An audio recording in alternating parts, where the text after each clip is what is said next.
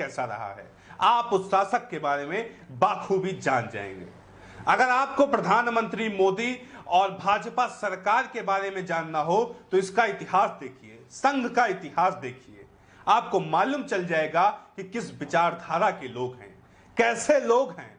ये वही लोग हैं जो अंग्रेजों की गुलामी करते थे, ये वही लोग हैं जो अंग्रेजों को माफीनामा लिख के दिया करते थे, ये वही लोग हैं जो हिंदुस्तानी क्रांतिकारियों की मुखबरी करते थे अंग्रेजों से। और भारतीय जनता पार्टी को इस बात का खासा इल्म है और खास करके आरएसएस को खासा इल्म है, अगर हमको सत्ता में काबिज रहना है तो इतिहास को बदलना होगा, जो सच्चाई है उससे लोगों को गुमराह करना होगा, और बाखूबी ये काम चल रहा है।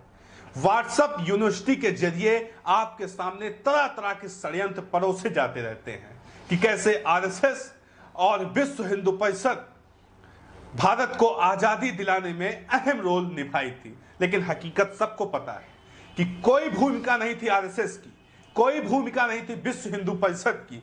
और इसी चीज को जानते हुए अब ये एक नया इतिहास रचने की कोशिश कर रहे हैं और उन लोगों का नाम मिटाना चाह रहे हैं जो लोग इस देश की आजादी के लिए शहीद हुए थे, इस देश की आजादी के लिए अपना सब कुछ न्यौछावर कर दिए थे।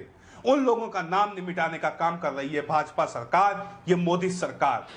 खबर देखिए आप, LiveHindustan.com की खबर है, स्वतंत्रता सेनानियों की लिस्ट से हटे 387 नामों पर छिड़ी रार, केरल के नेता ने उठाया सवाल। आप बताइए, 387 स्वतंत्रता सेनानियों का नाम हटा दिया गया भाजपा सरकार के द्वारा। मैं आपसे पूछता हूं क्या यह अधिकार भारतीय जनता पार्टी को है कि हमारे पूर्व जो सैनिक हो चुके हैं, जो हमारे पूर्व स्वतंत्रता सेनानी हैं, उनका नाम हटा दे? क्या उनको अधिकार है? क्या उनके पास ये अधिकार होना चाहिए? हमारा मत नहीं होना चाहिए। जो जैसा है वैसा चलता रहना चाहिए। लेकिन भारतीय जनता पार्टी उसमें भी हिंदू मुस्लिम एंगल ढूंढती है। भारतीय जनता पार्टी उसमें भी ढूंढती है कौन हिंदू है कौन मुस्लिम है। सबको पता है भारत को आजादी दिलाने में सबका बराबर का हाथ था। क्या वो हिंदू हो, क्या वो मुस्लिम हो, सिख हो, ईसाई हो, सब लोग मिलकर भारत को आजादी दिलवाए थे।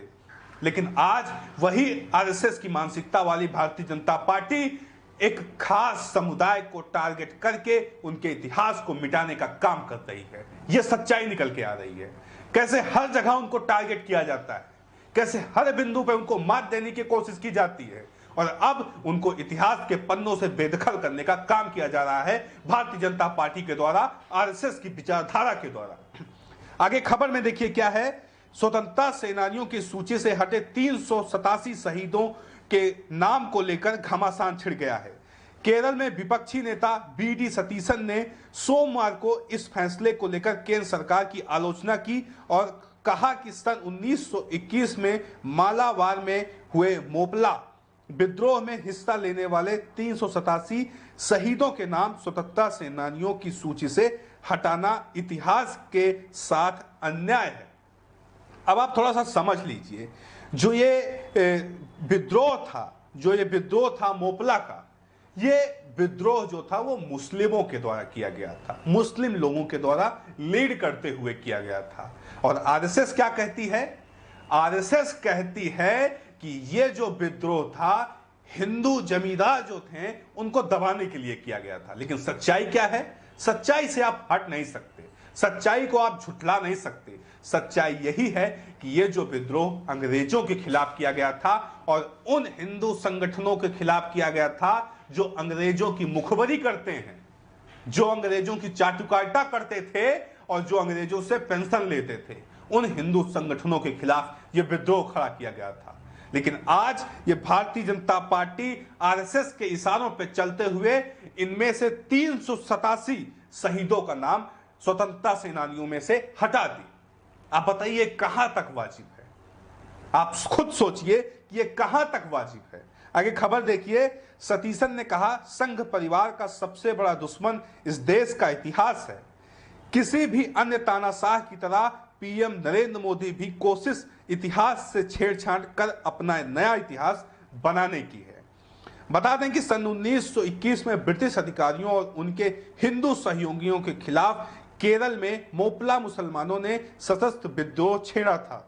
यह विद्रोह करीब 6 महीने लंबा चला, जिसमें लगभग 10,000 लोगों की जान गई थी। आरएसएस लंबे समय से इस मुद्दे को उठाती रही। उनका कहना है कि यह विद्रोह सांप्रदायिक था, जिसमें मुस्लिमों ने हिंदू जमींदारों को निशाना बनाया था। सतीशन ने फेसबुक पोस्ट में लिखा, कुंज अहमद हाजी एक लीडर योद्धा थे जिन्होंने बिना थके ब्रिटिश सेना के खिलाफ जंग लड़ी।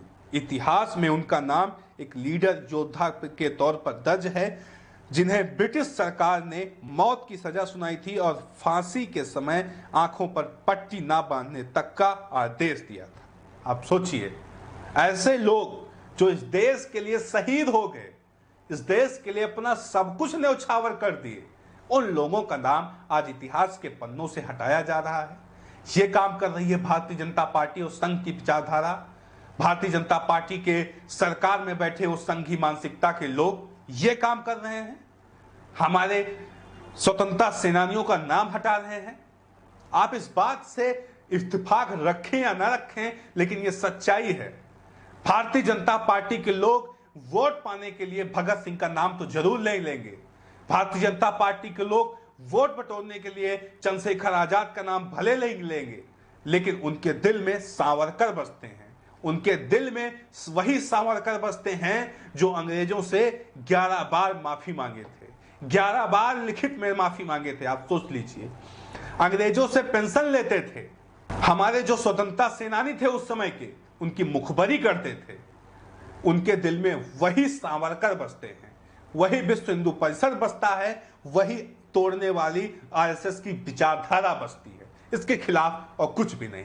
कितना भी वो भगत सिंह का नाम लेकर वो वोट पटाने की कोशिश कर लें, लेकिन सच्चाई सबके सामने है। सच्चाई सबको पता है कि प्रधानमंत्री मोदी क्या चाहते हैं, कैसे वो एक समुदाय विशेष को, लोगों को टारगेट करके उनको अलग थलग करने की कोशिश कर रहे हैं, कैसे वो एक समुदाय विशेष के लोगों को कपड़ों से ही पहचान लेते हैं कि वो कौन लोग थे। ये सारी चीजें उस आरएसएस की विचारधारा से निकल रही हैं। इसका श्रेय किसी को भी दे दिया जाए, लेकिन इसके जो बीज के अंश हैं वो आरएसएस से निकल रहे हैं। वो आरएसएस जो 1925 में जन्म ले ली थी, लेकिन आजादी में कोई भी उसकी भूमिका नहीं रही। किसी भी तरीके की भूमिका वो आजादी के समय पे नहीं निभाई थी। और वही आरएसएस आज देशभक्त होने का दावा ठोकती है। वही आरएसएस जो 1960 तक अपने